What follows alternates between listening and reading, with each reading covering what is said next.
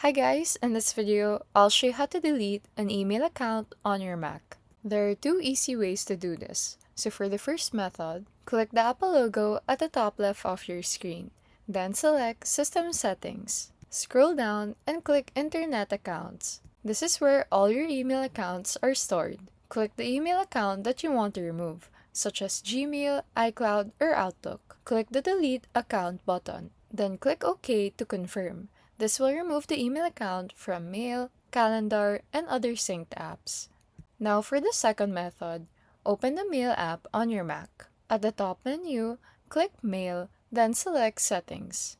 Go to the Accounts tab and select the email account that you want to remove. Now click the Remove button or the minus button below and confirm the deletion. And that's how to delete an email account on your Mac. If this video helped you, give us a like and subscribe for more easy MacBook tutorials.